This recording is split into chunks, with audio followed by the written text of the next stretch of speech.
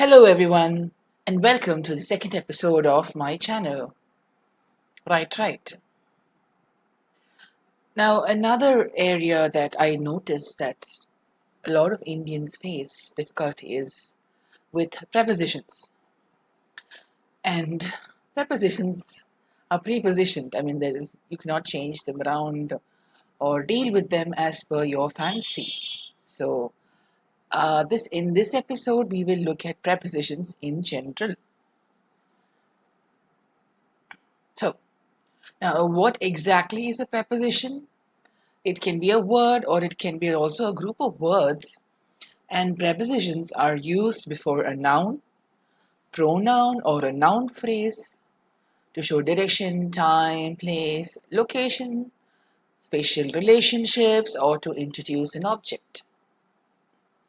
The main thing we need to remember is that it shows a relationship between two words in a sentence, like a noun or a verb or adjectives and so on. Look at the illustration. In, the ball is in the box, is how we would say the sentence. The ball is on the box. Under, the ball is under the box. And so on. The ball is between boxes. Now, prepositions can be of different types. So let's look at the different types of prepositions. One is place, such as under the chair, or location, if we place as in location, on the box, and so on. Time would indicate on Monday, on Tuesday, on the day after a time period. Movement, towards the end. He turned inwards, those kind of movement activities or movement words. Manner would indicate how. He came by car, he arrived by ship. Means, how did they do it? With a knife? With a player? With a spoon? Or with his lunchbox? How was it done? What came with it? Without a friend. He came with his wife. Possession. A relative mine. Off is the most frequent used words for showing possession. Then purpose. Why did you do it? Is it done for charity? It is done for helping a boy, and so. Now, I'm going to look at some rules that would help you understand prepositions, because, as I said, these are not so easy to accomplish or to understand, and they are unfortunately everywhere. So remember, there should be an object.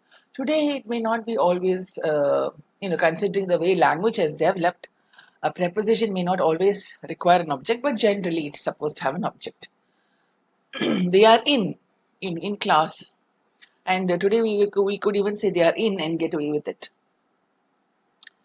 Another one is a preposition comes before an object, usually.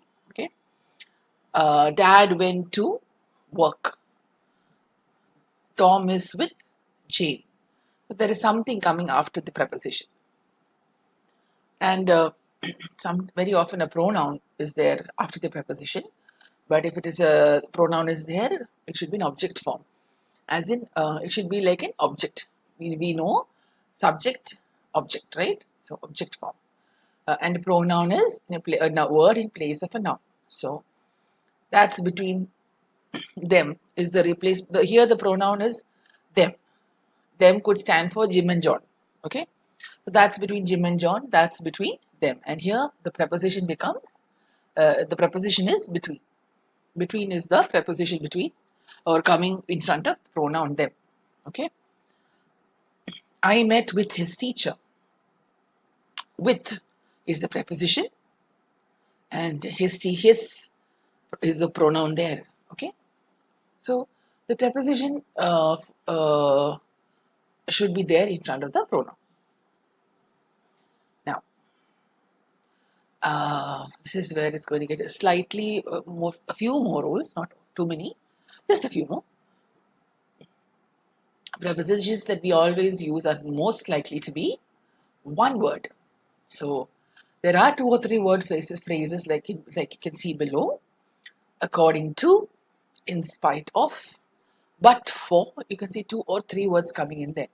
Usually prepositions are just like in, into, under, but then these are some exceptions. And remember, preposition is different from the word preposition to, or it's different from the infinitive to. You can see that I've tried to point out the difference. I am used to driving, but I love to drive. Remember, here to and the verb form will be drive, read, see. I look forward to seeing you, but that is a preposition there. But in the infinitive, it is to see. I am moving to London. I'm going to move. You can see there's a difference in the way it is written. And a very important rule, a preposition is followed by a noun. You will never have the verb there. Never, never, never. Okay? Um, Never, never, never. It will be Neverland if it is a preposition followed by a verb. Okay? Here, see the example there? Put it on the shelf. Sam is going on a cruise. John is between jobs. There is no verb there. It's all nouns. Now, let's look at the most important rule when it comes to prepositions. We've already come across it, but let's look at it once again. It is always followed by a noun and never, never, never by a verb. Okay? This has to be very clear to you because it is the most important rule, even if you forget all the others. Now, look at the noun here. We would mean by noun. What do we mean by noun here? It can be a common noun such as children, books, classrooms, hair, and so on. And a proper noun would be something like Jim, Matthew, Matilda. Pronoun would be something like he, she, they. Gerund would be like swimming, dancing. And noun group would be something like my first job. As you can see here, my is not a noun, but then my first job is a noun group. And if you really want to use a verb after a preposition, you can use the ing form, then that becomes a gerund. I would like to take her for swimming. Here, swimming is an ing form, but it is a gerund there. Now, let's look at some ideas for or ideas on how prepositions look like. You have prepositions that indicate direction, such as to, in, into. These are the very important ones. Then there is time, in, at, on. Extend time also, like since, for, from so and so to so and so, within, and prepositions that are based on place or location. In, at, on, inside. Spatial relationships, such as above, across, ahead of. Remember, there are also verb groups. These are preposition groups here. Between, from, under, within, all kinds of space indicators. If possible, I would suggest that you take a screenshot of this particular specimens and try and use them in sentences, in phrases. See how many you can come across or how many you can create. It will help you improve your prepositions. Now let's look at another important aspect, which is the influence of regional languages.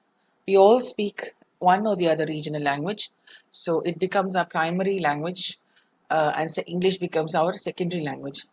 And so sometimes we make mistakes because our language tells us to use a preposition while English does not use such a preposition. For example, will you marry with me? But it's actually, will you marry me? He entered to the bedroom, but it's actually, he entered the bedroom. On the other hand, our languages also tell us not to use a preposition, though English requires it. For example, she reminds me of my childhood. We remove the of because it's not there in our language. She likes to listen music. She likes to listen to music. Um, So these influences can affect the way we speak.